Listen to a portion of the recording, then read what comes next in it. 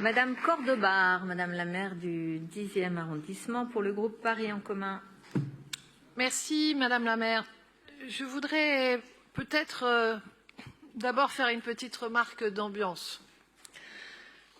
Je suis fascinée, impressionnée, pas du tout favorablement d'ailleurs, d'abord par les interventions particulièrement caricaturales que j'ai entendues à la droite de cet hémicycle.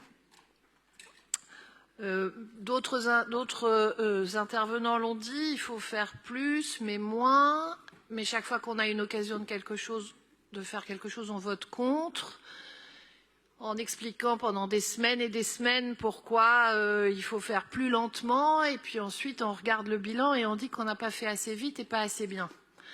Alors que, vous le disiez dans votre introduction, Madame la maire, en fait, on est là face à un défi qui devrait impérativement tous nous rassembler, nous obliger à travailler ensemble. J'entendais la dernière intervention qui disait à quel point il faudrait que nous puissions avoir, notamment avec les services de l'État, je vais citer un ou deux exemples, par exemple sur la rénovation du bâti, qui est vraiment un élément essentiel, des niveaux de collaboration qui soient meilleurs. Mais on est bien d'accord, enfin je crois qu'ici, il n'y a personne qui, ni dans l'exécutif de la maire de Paris, ni aucun maire d'arrondissement ne voudrait avoir avec l'État des relations meilleures qui nous permettraient d'aller plus vite. Une fois encore, mes chers collègues, en fait, ce qu'il faudrait que nous fassions ensemble, c'est défendre Paris. Et c'est ce que vous ne faites pas. C'est spectaculaire, en réalité, dans vos interventions. Rien ne va, rien n'est assez ou tout est trop. Et en même temps, vous ne vous engagez, vous, dans rien. Les propositions qu'on a entendues n'en étant pas, en réalité, pour ce matin. Donc, bon... Maintenant, on voit que chaque année qui passe témoigne des effets du dérèglement climatique qui impactent de plus en plus violemment nos concitoyens. Plusieurs l'ont dit. Donc, l'adaptation de la ville, l'énergie qu'on y met. Vous savez que de l'extérieur, de l'étranger, Paris est aujourd'hui regardé comme un laboratoire et un accélérateur invraisemblable des solutions. Et qu'il y a des gens du monde entier qui viennent ici pour regarder comment on fait pour aller si vite, pour déployer pistes cyclables, solutions. Donc, je ne sais pas, soyez un peu fiers de votre ville, portez les sujets, portez-les. La ville de Paris a accéléré ces dernières années pour mettre en œuvre un investissement massif que vous critiquez à chaque moment du budget en estimant qu'on dépense trop, qu'on emprunte trop, que cet emprunt va plomber les générations à venir, alors que c'est de ne pas faire ces travaux, ces transformations qui plomberaient les générations à venir. Donc, merci à vous, Madame la maire, de tenir le cap. Merci encore une fois à Paul Simonon pour le budget qui permet de le faire.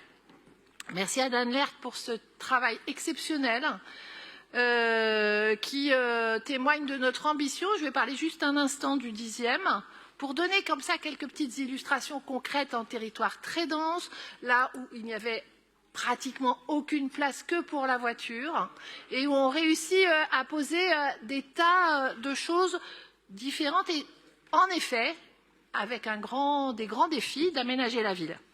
Je vous parlerai donc du projet d'aménagement du canal Saint-Martin et de ses abords, pour lequel la ville engage à peu près 15 millions d'euros pour renforcer cette trame verte et bleue. La concertation extraordinaire a permis d'ailleurs un large consensus dans la population et d'atterrir sur un projet qui transformera cet espace très long en linéaire, en parc national urbain, une très belle illustration de ce qui est possible en territoire très dense, avec les habitants. Parler aussi peut-être des développements très importants des filières circulaires que nous mettons en place, qui changent la donne véritablement et dans la consommation et dans la récupération et la gestion des déchets. On parle aussi de rénovation thermique de bâtiments publics très importants. Je l'attends depuis longtemps, mais la piscine Château-Landau qui nous sera rendue dans ce mandat sera un exemple dans ce domaine. Et puis, généralisation des cours oasis. Vous vous moquez, mais que n'avez-vous, eu vous-même cette initiative, mis en place on est des maires d'arrondissement, on peut faire des tas de choses si on veut, hein. les uns et les autres. Allez-y les amis, faites le job et on aura un bilan tous ensemble qui sera encore meilleur.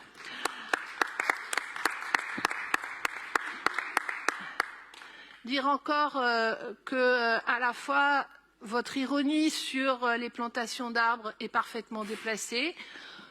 Évidemment que tous les travaux ne sont pas livrés avant la fin du mandat. Il faut un mandat pour faire un certain nombre de ces travaux. Les forêts urbaines, et notamment une entre le 10e et le 19e, verront le jour et ça fera des changements totalement spectaculaire pour les quartiers concernés, pour les habitants de ces quartiers. Donc portez-le également, ça va tout changer à l'est et à l'ouest de Paris, ça sera formidable. Donc voilà, ces enjeux qui sont à la fois de transformation de la ville, de justice sociale, on en a beaucoup parlé hier, qui sont indissociables. C'est le moment de l'histoire de notre planète pour les porter ensemble, pour mettre toute notre énergie. Et je vous le dis très simplement, c'était pas du tout intéressant vos interventions, mais je vous le redis pour autant, faisons-le ensemble, chers amis. Merci beaucoup, Madame la maire.